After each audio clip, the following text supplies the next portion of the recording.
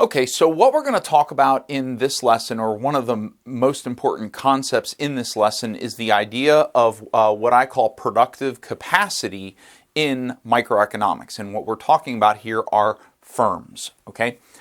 So I'm going to give you this fictional circumstance here that we're going to use as our example for trying to understand this concept of productive capacity, and it's also going to help us to understand the next segment of this lesson on the short run versus the long run, okay? So here's our fictional circumstance. We have this company, UGI Corp. The UGI Corporation, they are a manufacturing company, and they produce one product. They produce one product which is designated model number LTK4217. This product is made completely out of wood, 100% wood, and it is a very common product. Lots of people use this product regularly. So they produce this, and then they sell to distributors, which then sell them to retailers, and then they sell them to consumers. Okay, so the LTK4217 is produced using a very large machine, a large and expensive machine, which is called the MIGI 630 Deluxe. Okay, so this is just sort of a drawing representing the MIGI 630 Deluxe. Now, the MIGI 630 Deluxe is it's very durable. It can produce a lot of output, but it requires some input in order to produce output.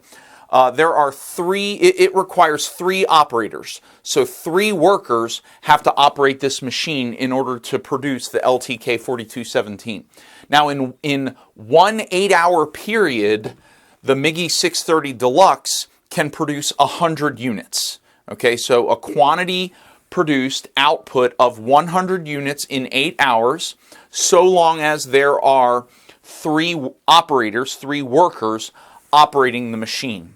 Now, each operator requires some equipment for them to be able to do their job with the MIGI 630 Deluxe. Each operator has to have a pair of goggles, a pair of gloves, and a small toolkit, okay? Not an expensive big tool, not a giant toolbox, just a small toolkit at their workstation to be able to produce the LTK4217 while operating the MIGI 630 Deluxe.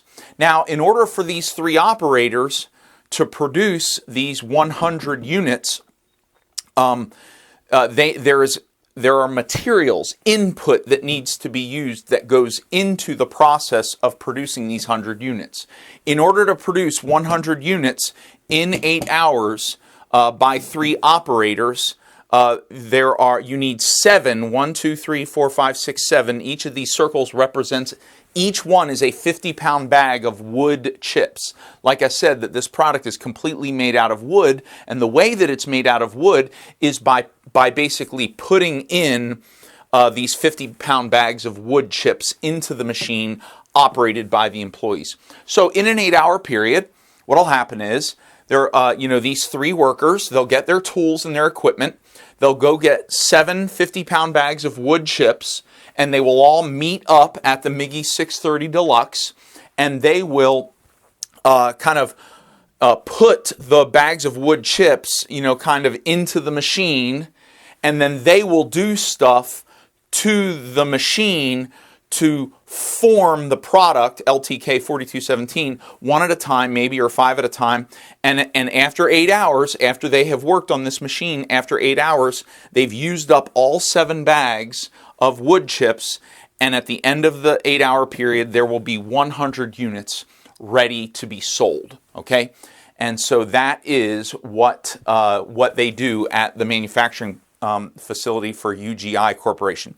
Now, the producer, the company that has designed and engineered the MIGI 630 Deluxe, they say that this machine can be operated. Okay, so you can produce these products with only 2 operators. But If you only have 2 operators instead of 3 operators, you will not get 100 units in 8 hours. You'll get fewer than 100 units in 8 hours. But if you can only get 2 people, if one of these 3 people calls out sick for the day, well, at least 2 of them can still operate the machine and they can still get some production out. Okay? All right, so now let's dig a little deeper into the production situation of UGI Corp.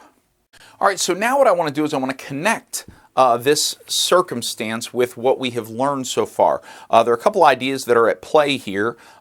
We have learned about factors of production, which are the resources that are used to produce stuff, right? So we have land, labor, and capital. And then we also learned about the difference between variable factors versus fixed factors of production. In this situation, UGI Corp makes use of land, labor, and capital, and then they also have some of their resources are variable resources, and some of them are fixed resources. So this MIGI 630 Deluxe, this machine which is extremely expensive, is a fixed resource for UGI Corporation. Okay? In this particular circumstance, it is the only fixed resource. Okay? Now, as far as variable resources go, we've got a few things. We've got the 50-pound bags of wood chips. Okay, now it's easy to get these 50-pound bags of wood chips, and they don't have to, they don't have to order the same amount every time. Okay, so this company, they can order 0 of them. And also, if they order more of them, the more of these they order, the more stuff they can produce, and the more stuff they can produce, the higher quantity that they have, right? Now, each of these bags of wood chips, they have a cost to them. So if UGI wants to increase their quantity of production, then they have to buy more 50-pound bags, and that's what makes it a variable factor.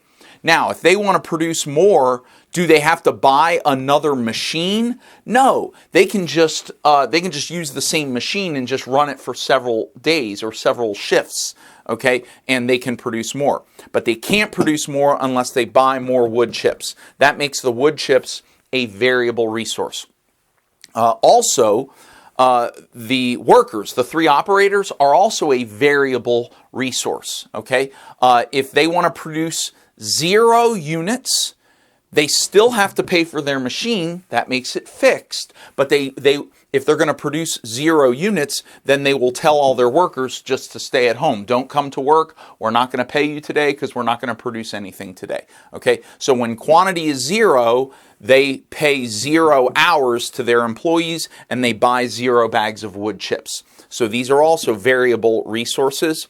Also, we have their operator equipment. Now, the operator equipment, many people might term operator equipment to be a fixed resource because you're really only buying it one time for each one of the employees.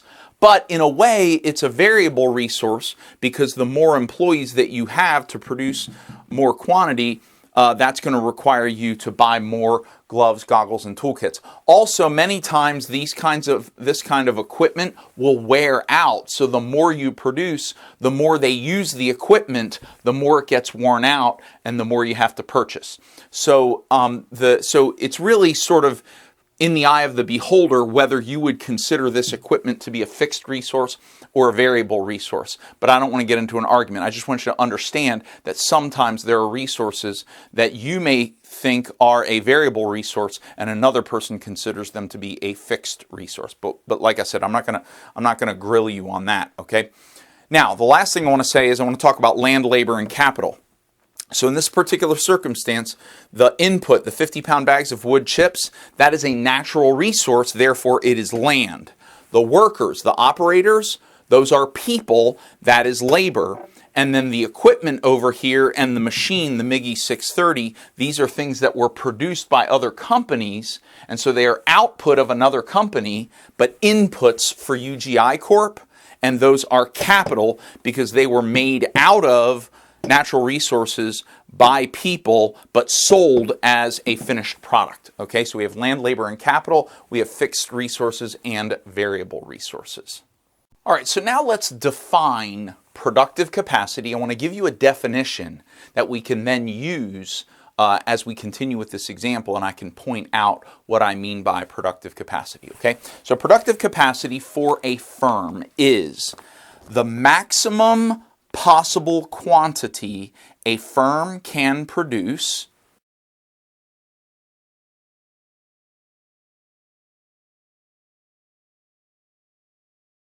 in a time period under a fixed set of circumstances.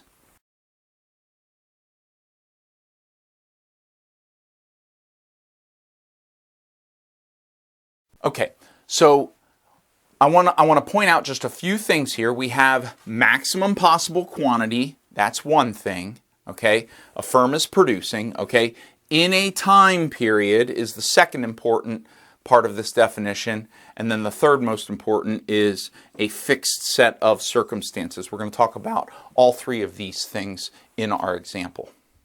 Okay, so what you see here is we've got UGI Corp, and the interesting thing about them is they, in their manufacturing facility, they have 5 of the MIGI 630 Deluxe machines. Okay, and so they employ a certain number of workers to operate these machines. And so given the circumstance, what we were told about one of the machines, we can talk about the productive capacity of one machine in 8 hours. Now, we already know those things because we just saw them. We were told that the MIGI 630 Deluxe, its maximum possible quantity was 100 units, right, in a time period in 8 hours under a fixed set of circumstances. And the fixed set of circumstances is one machine, okay? So basically, the fixed set of circumstances is what amount of fixed costs or what amount of fixed resources are available to the company, okay?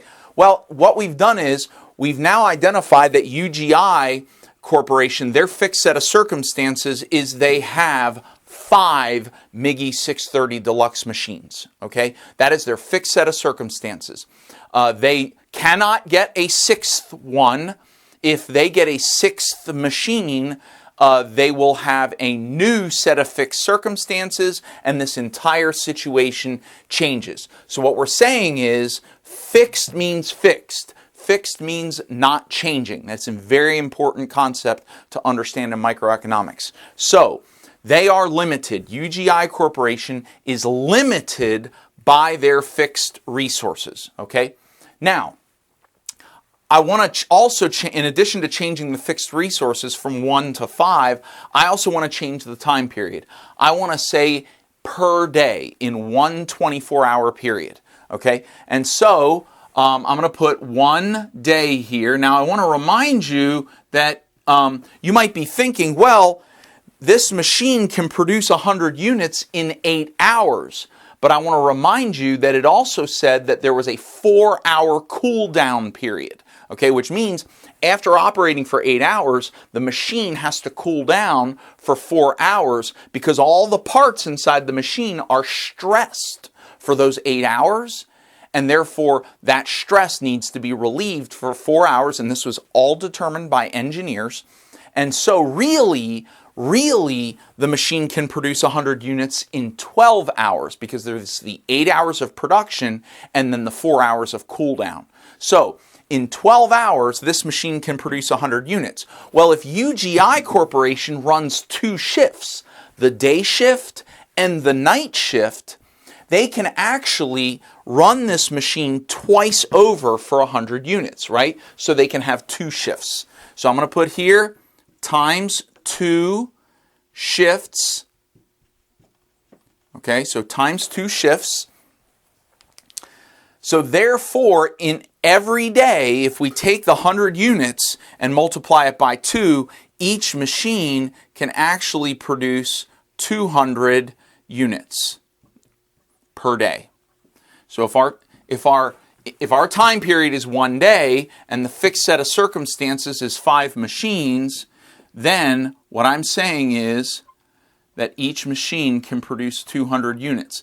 And since they have 5 machines and each one can produce 200 units, then the maximum possible quantity that UGI Corp can produce is 5 times 200, and therefore their productive capacity is 1,000 units. Their productive capacity is 1,000 units. Okay, and we're going to put Q max here. Okay, that is their productive capacity. And now what I want to do is I want to talk a little bit about what's happening with the workers and the inputs of these machines. All right, so let's say on one particular day, a few of the employees call out sick. Okay, so 3 employees call out sick. Now, you have to have at least 2 workers on each one of the machines. So we can't shut down one whole machine. Oh, well, I guess we could. We could shut down one whole machine if 3 people call in sick, but that's likely to be worse off for them. So what they're going to do is, what they could do is they could run this machine with 2 workers. They could run this machine with 2 workers. They could run this machine with 2 workers, and then this one will be 3 workers and 3 workers. Okay, so this one will be at full capacity. This one will be at full capacity, but these 3 are going to run at a lower capacity because they don't have all 3 workers available to them. But they can still operate. So here's my question for you. Will this reduce the productive capacity of UGI for that day? Now, this is kind of a trick question. The answer to that question is in the definition.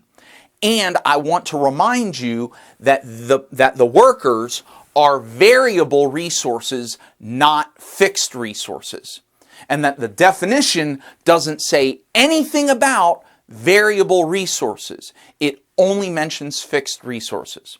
Therefore, the correct answer to my question is, will the productive capacity of the company change? The answer is no. The productive capacity of the company is still 1,000 units per day. It doesn't matter whether they don't have enough variable resources to reach that productive capacity. The fact of the matter is, they could reach that productive capacity if they had all the variable resources they need. Okay? So, let's say that, during the COVID-19 quarantine, nobody went to work. They shut down. They decided that UGI Corp is not essential. Therefore, they have 0 workers going to work for several days, for several weeks even. Okay, so they have 0, 0, 0, 0, 0. How much are they going to produce? They're going to produce 0. What is their productive capacity? Well, you're going to want to think that their productive capacity is 0 because nobody's at work. But the truth of the matter is that their productive capacity is still 1,000. They're just not using all of their capacity because they're not producing anything. Okay. Now we're going to talk. Remember, one of the other variable resource that's really important are the wood chips, right? So we need for 2 shifts. We need 7 bags of wood chips for each 1 shift. So 2 shifts means 14 bags of wood chips. Okay? So 14 bags, 14 bags, 14 bags, 14 bags, and 14 bags. Okay? Now let's assume that on this day, everybody is at work. Nobody called out. So we do need all the bags. But here's the problem. The supplier of the bags of wood chips actually can't supply all of the bags of chips. I'm going to take the B off. It's looking like a 6. Sorry about that. 14 in red is the bags. Okay. They don't have 70 bags of wood chips to send to UGI Corp for this day. And therefore, let's say that they only have 50 bags. And so now, instead of having 14 bags, we have 10 bags for each one, which means that the machines won't be able to produce 200 units in a day.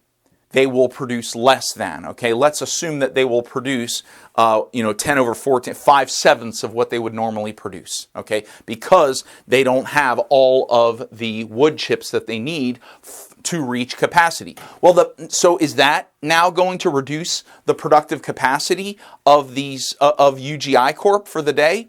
The answer is no, because this is a variable resource. It is not a fixed resource. Productive capacity is determined by how many fixed resources a company has, not by how many variable resources they have.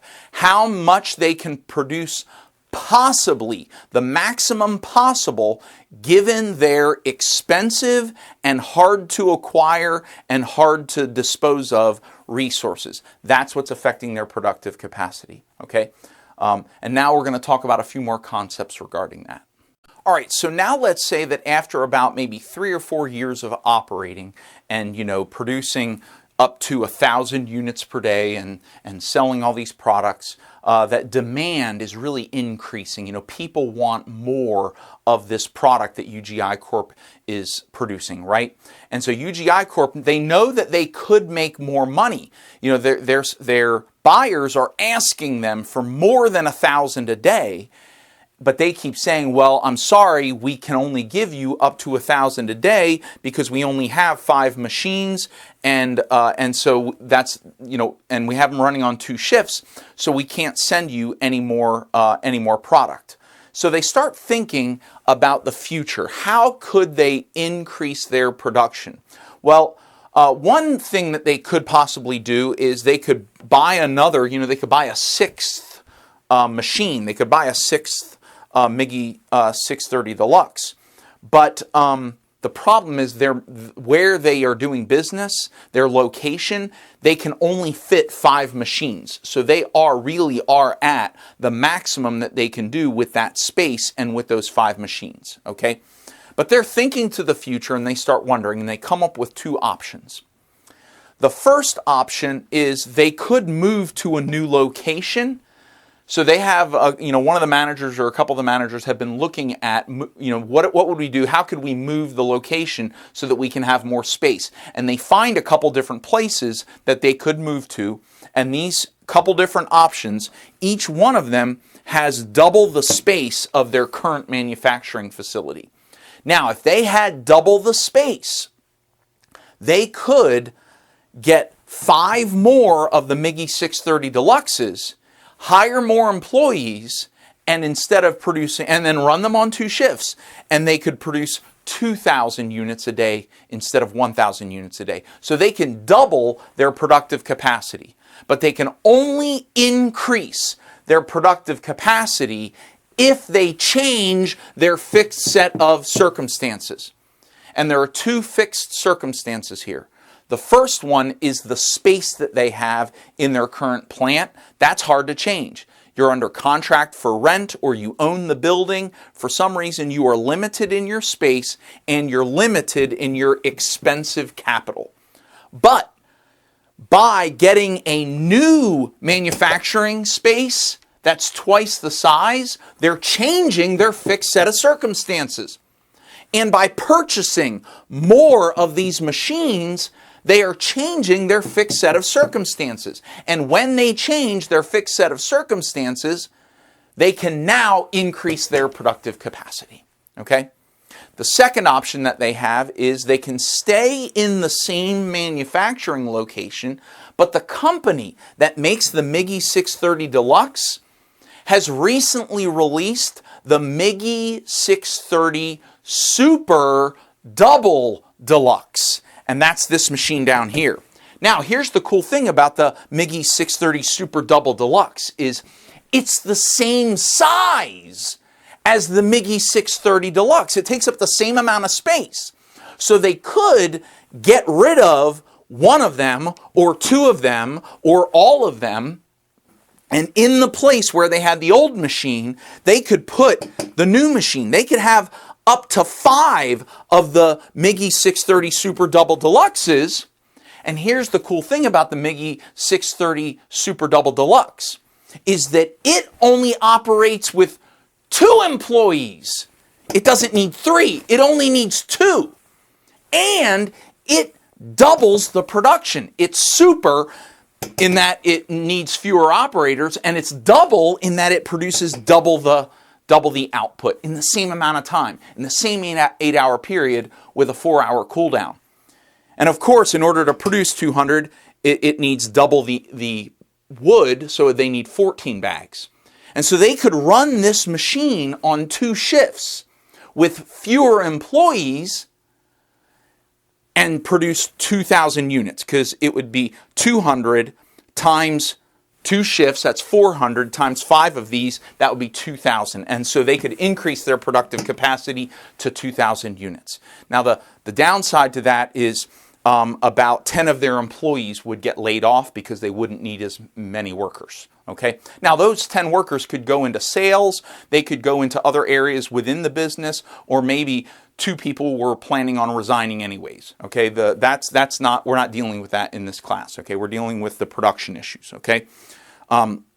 So they have 2 decisions, but in both cases, if they decide to get these machines, the new machines, and stay in the same place, again, they are changing. They are now under a new set of fixed circumstances. And therefore, it's a new situation with a new productive capacity. Okay. Now, you may say this is the best option over this, but what you don't understand is that this machine is, compared to this machine, is extremely expensive, and it would be a huge investment. And so this is a big decision. This would be a lot less expensive, okay?